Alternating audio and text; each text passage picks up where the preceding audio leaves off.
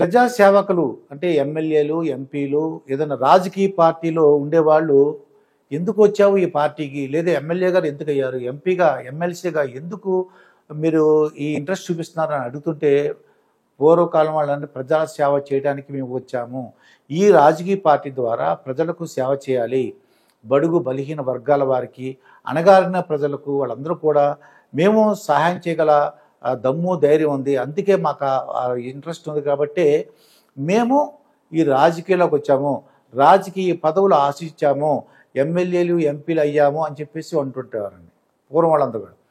ఇప్పుడు చూస్తుంటే ఆ ఎమ్మెల్యే వాళ్ళని, అధికారంలో ఉన్న ఎమ్మెల్యేలని ప్రతిపక్షంలో ఉన్నవాళ్ళు, విపక్షంలో ఉన్నవాళ్ళు, ఆ ప్రతిపక్షం కానీ విపక్ష ఎమ్మెల్యేలు కానీ ఎంపీలు కానీ అంటుంటారు, అధికారంలో ఉన్నవాళ్ళు మీరు బతుకు ఎలా స్టార్ట్ అయింది, మీరు ఎమ్మెల్యేగా ఎక్కడి నుంచి వచ్చారు, ఎన్ని వేల కోట్లు మీరు సంపాదించారు, మినిస్టర్ అయిన తర్వాత మీకు ఎన్ని ఆస్తులు కూడగట్టుకున్నారు, మీ పిల్లల పేర్లు ఎన్నున్నాయి, అలాగే బినామీ పేర్లు ఎన్నున్నాయి అని చెప్పేసి విపక్షాల వారు అధికార పార్టీలో ఉండే ఎమ్మెల్యేలు కానీ ఎంపీలను కానీ విమర్శించడం మనం చూసాం.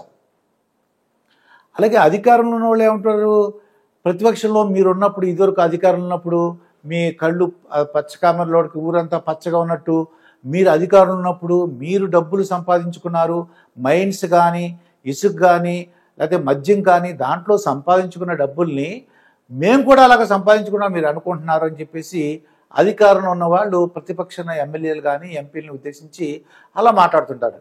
ఏదేమైనా ప్రజలకు అర్థమైంది ఏంటంటే వీళ్ళు వ్యక్తిగత అవసరాలు, వాళ్ళ వ్యాపారం అభివృద్ధి చేసుకోవడానికి, లేదంటే వారి వ్యాపారాలను విస్తరించుకోవడానికి ఈ అధికారంలోకి వస్తున్నారు, ప్రజల సేవ చేయడానికి కాదు.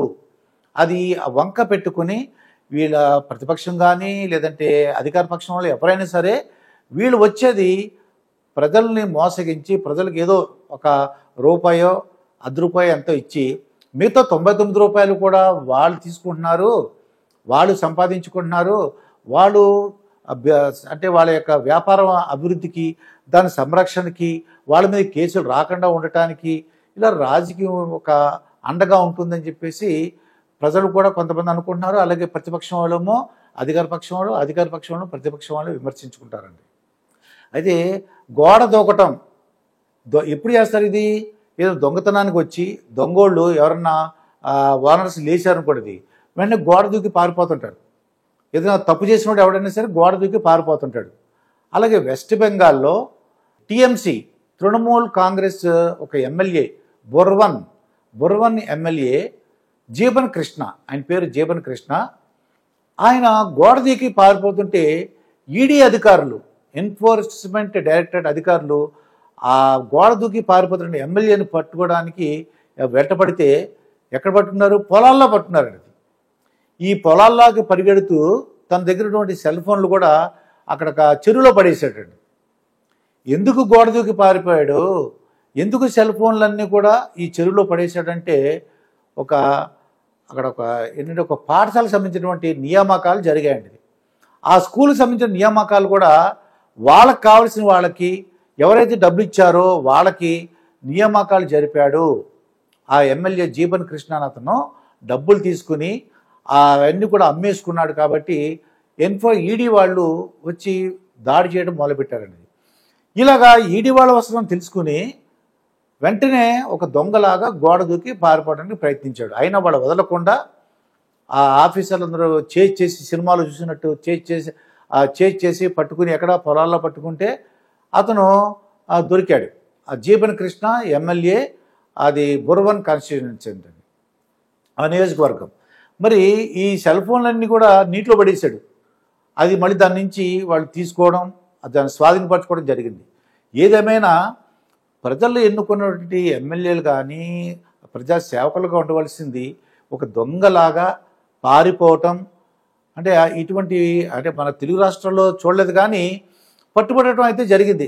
నోట్ల కట్టలతో దొరికటం కానీ డబ్బులు తీసుకోవటంటే అది దొరకటం జరిగింది. కానీ ఇలా ఒక గోడ దూకి పారిపోవడం అనేది మన తెలుగు రాష్ట్రాల్లో ఎక్కడ చూడలేదు, కానీ చాలా వింతగా విడ్డూరంగా అందరూ చెప్పుకుంటున్నారండి. ఇది ఎందుకు డబ్బులు సంపాదించాలనుకుంటాం, ఆ ఈడీ వాళ్ళు రావటం ఏంటి, ఇలా ఒక దొంగలాగా పరిగెట్టడం అని చెప్పేసి అందరూ కూడా అంటే అసహించుకుంటున్నారట రాజకీయ నాయకులు. అంటే అందరినీ కాదు కానీ కొంతమందిని.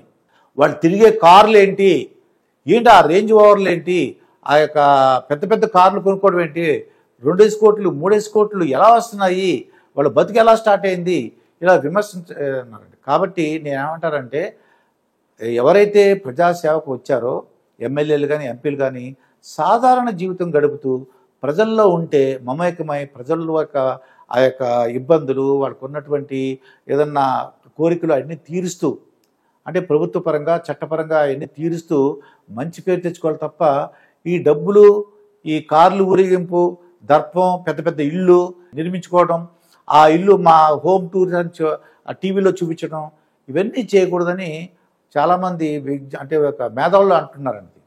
ఏదేమైనా రాజకీయ నాయకులు ఇకపై నిండా అయినా ప్రజలకు సేవ చేయాలని కోరుకుందాం.